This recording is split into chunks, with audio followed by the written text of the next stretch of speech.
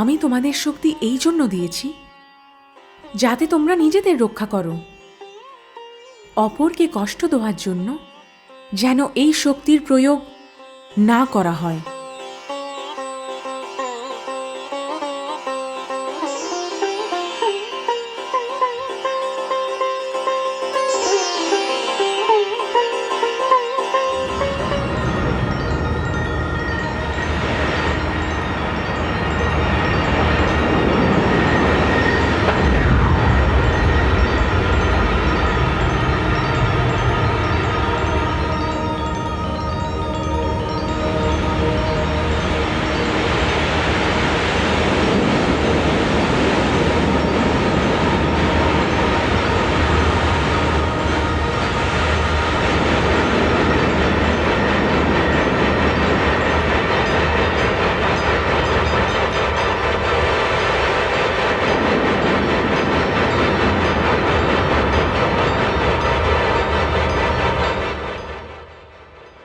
আরে বাহ বন্ধু, এটা যে দারুণ ব্যাপার।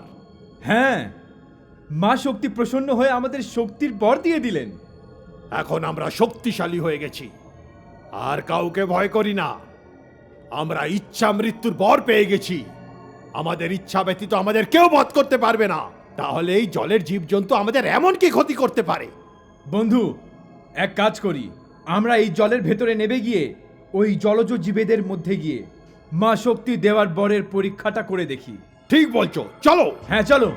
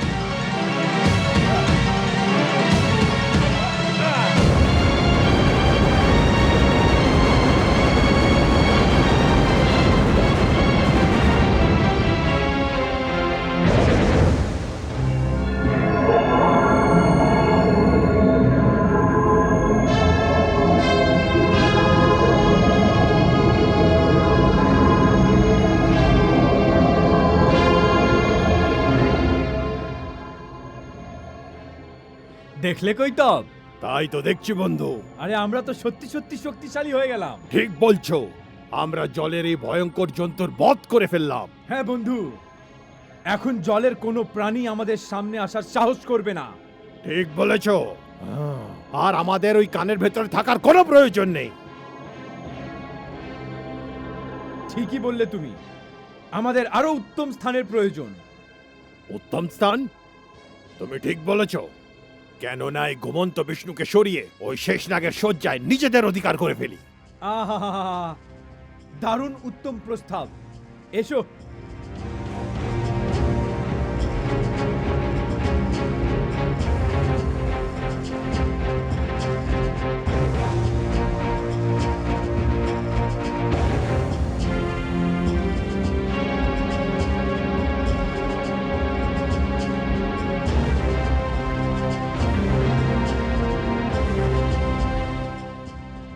বন্ধু, দেখছো কত সুন্দর আর কোমল শয্যা এটা, শুলেই ঘুমিয়ে পড়ব।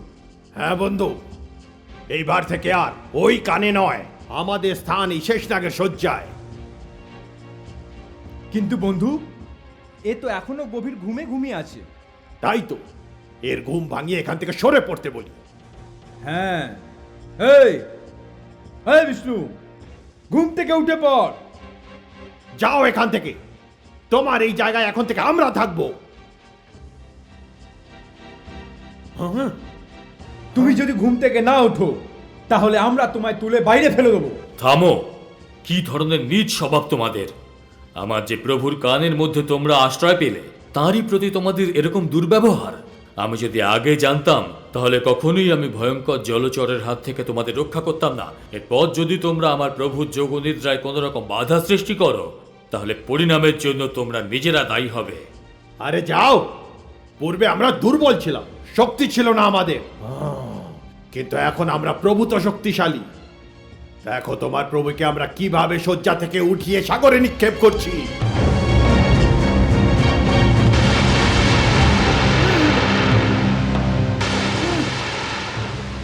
ওরে বাবা, এ তো অগ্নি বৃষ্টি করছে। হ্যাঁ বন্ধু, এর কাছেও শক্তি আছে। একে পরে সামলাবো, চলো অন্য জায়গা খুঁজি। ঠিক বলেছো, সেটাই ঠিক হবে।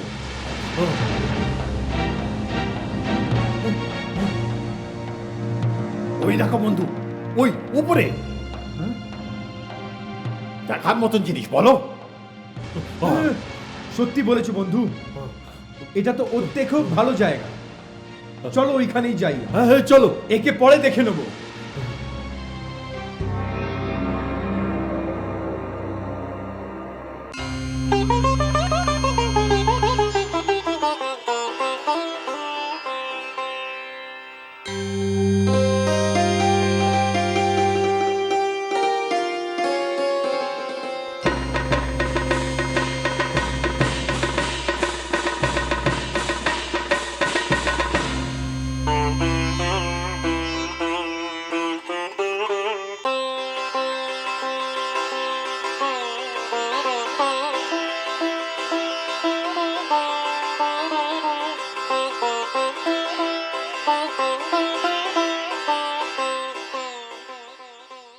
হে আদিশক্তি, এ আপনি কি করলেন?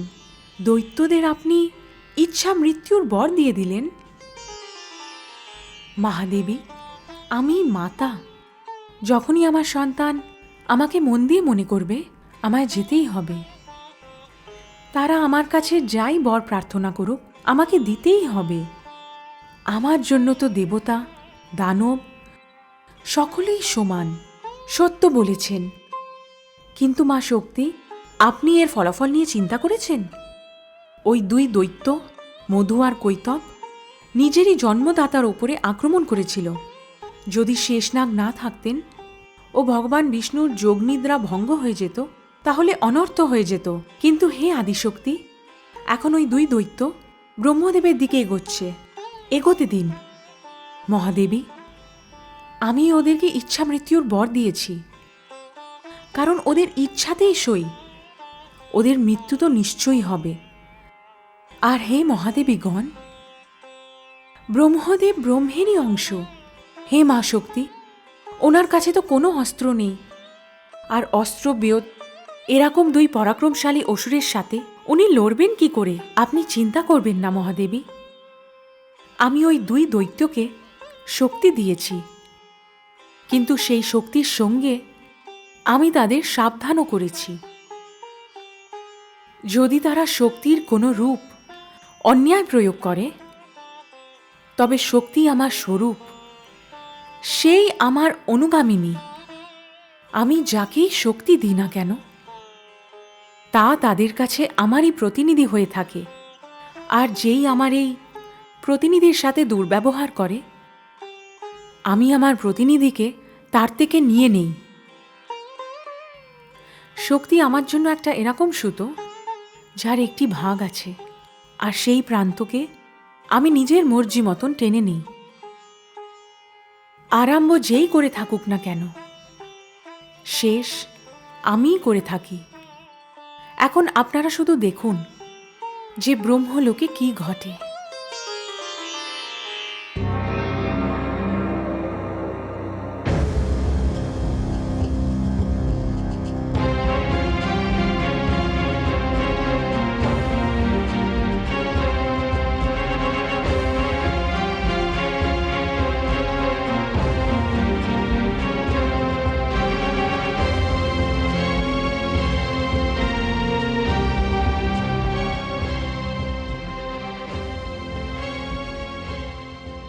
ভাই কৈথব, কি দারুণ স্থান, কি জায়গা এটা!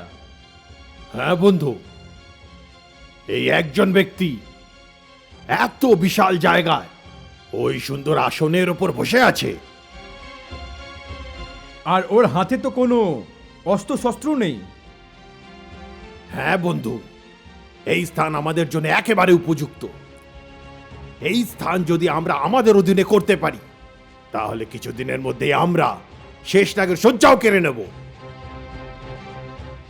কেননা একে উঠিয়ে সাগরে ফেলে দিই? না বন্ধু, আগে এর ঘুম ভাঙাই আমরা। ও যদি আমাদের সাথে যুদ্ধ করতে রাজি হয়ে যায়, তাহলে আমরা জানতে পেরে যাব ও কত শক্তিশালী। ঠিক আছে, এক্ষুনি জাগাচ্ছি। দেখে তো খুবই সাদাসিধে মনে হচ্ছে। একে তাড়াতে বেশ মজা হবে। এই ওঠো। হ্যাঁ? আরে শুনতে পাচ্ছ না নাকি? তোমাকে বলছি, ওঠো।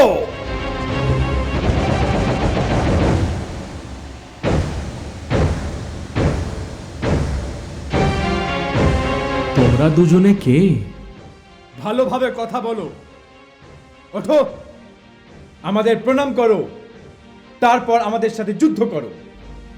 তোমাদের সাথে যুদ্ধ? কেন যুদ্ধ করব? আগে নিজেদের পরিচয় তো দাও। প্রথমে তুমি নিজের পরিচয় দাও। আমি? আমাকে চেনো না? আমি ব্রহ্মদেব। এটা আমার লোক। আমি ভাগ্য বিধাতা।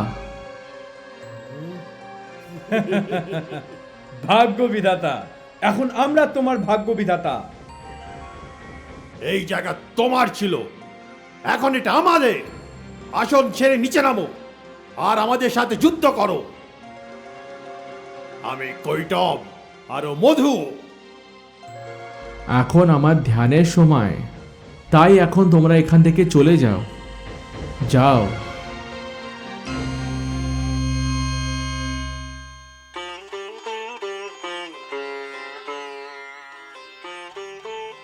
হে স্বামী, এই দানবেরা ভগবান বিষ্ণুর কান থেকে বেরিয়েছে, তাই এদের সাথে যুদ্ধ করা বেকার। আপনি শিগগিরই ভগবান বিষ্ণুর কাছে যান, উনি এই দৈত্যদের সংহার করবেন।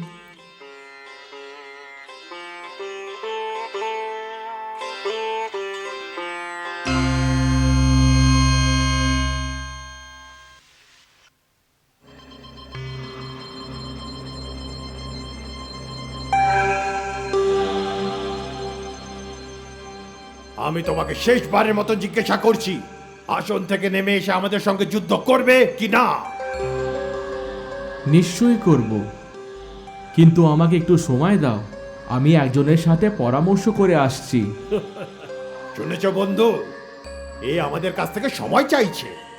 কি করা যায়? দিয়ে দাও একে সময় বন্ধু। এই যদি পালিয়ে যায় তাহলে? যদি এ পালিয়ে গেল তাহলে এই জায়গা আমাদের হয়ে যাবে, আর এখানে আমরা থাকব। আর যদি এই যুদ্ধতে মারা যায় তাহলেও এই জায়গা আমাদের হবে। একে সময় দিয়ে দেওয়া উচিত বন্ধু। ঠিক আছে, শোনো, কি যেন নাম বললে নিজের? আরে হ্যাঁ, ব্রহ্মা। তোমাকে আমরা 1 প্রহরের সময় দিচ্ছি। ভারী উপকার করলেন আপনারা।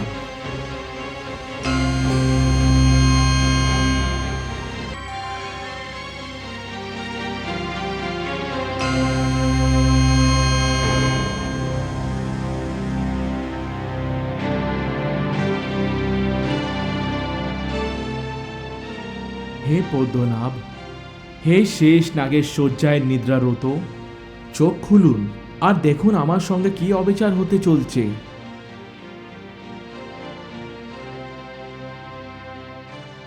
আমার ধৈর্যর পরীক্ষা নেবেন না। মধু আর কৈটব নামে 2 দানব আমার ব্রহ্মলোকে দখল করার চেষ্টা করছে, আর ওরা আমাকে যুদ্ধে আহ্বান করছে। হে ত্রিলোক্যনাথ, আপনার সম্মুখে আদিশক্তি আমাকে বলেছিলেন যে যখনই আমার উপর কোনো বিপদ আসবে আপনি আমাকে রক্ষা করবেন। হে ত্রিলোক্যনাথ, আমি আপনার শরণাপন্ন। আমাকে রক্ষা করুন হে পালনকর্তা, আমাকে বাঁচান।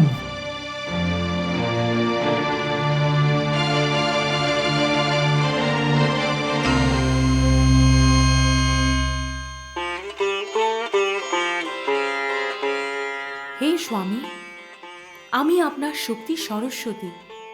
আপনাকে এই বিপদে দেখতে পাচ্ছি না। এই সময় ভগবান বিষ্ণু গভীর যোগনিদ্রায় আছে। আপনি আদিশক্তিকে মনে মনে ডাকুন, কারণ আদিশক্তি নিজেই যোগনিদ্রা, যে ভগবান বিষ্ণুর নেত্রে এখন বিশ্রাম করছে।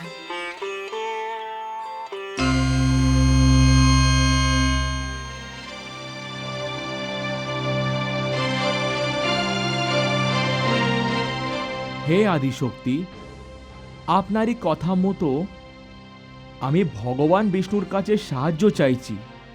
সেই বিষ্ণু যে সমগ্র সংসারকে নিজের রক্ষা কবচের মধ্যে রক্ষা করেন। আপনি যদি তাকে বশীভূত করে রাখেন তাহলে আমার কি দশা হবে? আপনি নিদ্রা হয়ে এনার চোখে বসে রয়েছেন। এনার নেত্র হতে বেরিয়ে আসুন, কারণ সেই 2 দৈত্য যে কোনো সময় এখানে আসতে পারে।